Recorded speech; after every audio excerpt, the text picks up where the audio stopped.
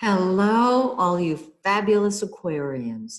This is Maxine Taylor, and I'm here with your July astrological forecast. Aquarius rules astrology and all the ologies that are unique, and uh, by virtue of that alone, it's one of my favorite signs. So here is your July forecast. Can't wait to share it with you. First of all, let's start with Mars, the red planet. It's in Aries, in your third house of communication. Mars gets right to the point. And it's going to be in your third house for a couple of months. So choose your words carefully. You will tend to shoot from the hip with Mars in your solar third house in Aries. So be aware of that fact. Mars rules anger, and so my suggestion is before you speak, ask yourself what you're angry at. That might help. You're really going to be in a sweat to talk to people, to travel short distance, to get out there and communicate. So finish up that book, that blog, that video you're working on, and get it out there, okay? You want to express your ideas, and you'll do so very directly. Nothing wrong with that. Just realize some people are not too comfortable with the direct approach. And with Mars and Aries in the third, you're going to say, too bad. I get it. I understand. Venus, the pink planet, is in your fifth house of fun and games and children. So it is time for fun. It is time for you to have an active social life and enjoy yourself. Whatever your pastime is that you enjoy the most. My goodness, it could be sports. It could be sitting in front of the tube watching TV. Whatever you love to do, now's the time to do it. And if you have children, you can help them love themselves by loving them.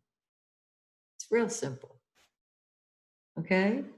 Now, Venus has gone direct, but we're in the shadow of the retrograde Venus. So if your love life is not moving forward the way you might like, that may be because it's in the shadow. And so you'll have to wait until after July 28th to get your social life moving once again. Mercury is still retrograde, and it's in your sixth house with the sun.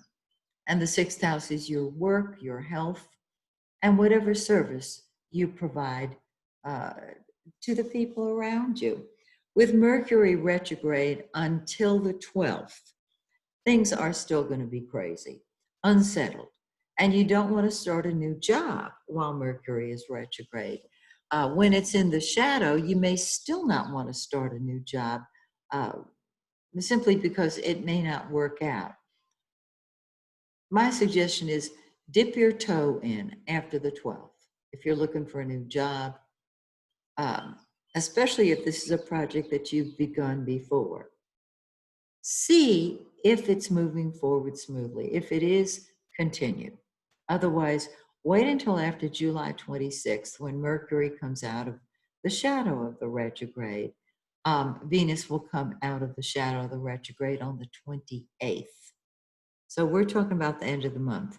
Now on the 25th, Mars is going to enter the shadow of the retrograde in preparation for its own retrograde motion a couple of months from now. Never a dull moment, right? So Mercury is what we think about and talk about. Thinking about your work. Your work involves communication, dealing with perhaps subordinates, that's fine. And the sun is there. And so you want to express your leadership at work. So move into the lead slot of any project that you're working on. Your health can improve also, particularly after the 12th of the month. And then on the 22nd, the sun moves into your seventh house of partnership, of interacting with other people. And my suggestion is Get out there and be with other people. If you have a partner or a spouse, put your attention on them. They're going to need it. If you don't put it on them, they're going to put it on them. Might as well both be on the same page. It's really quite simple. Um, and if you're in sales, it's very helpful because to put other people first makes a friend and can make a sale. Now we have a full moon between the 4th and the 5th, depending on where you live on this planet. This full moon, this lunar eclipse, which is stronger because it is an eclipse, is in 13 Capricorn 38. Find 13 degrees and 38 minutes of Capricorn in your birth chart because that's where this eclipse really pops. It really pops here in your solar chart of the 12th house. And so you want solitude, privacy, and you want to get away from the world. And this is fine because as an Aquarian, you really do march to your own drummer. And you are not lonely. You can be alone, but you're not lonely. Now, of course, here we go with the sun in the 7th, and other people want a piece of you later on this month. We will feel the power of this eclipse most strongly 3 to 4 months from now when it's at its peak. But right now, the sun's in your 7th house and other people want to interact with you and you want to interact with them. So you'll divide your time between solitude and privacy and other people. I love it. I love it. And then 2 weeks later, we're in the dark of the moon where things just are not moving for a couple of days. And immediately after that, we have a new moon. This is the 20th of July in 28 Capricorn 27.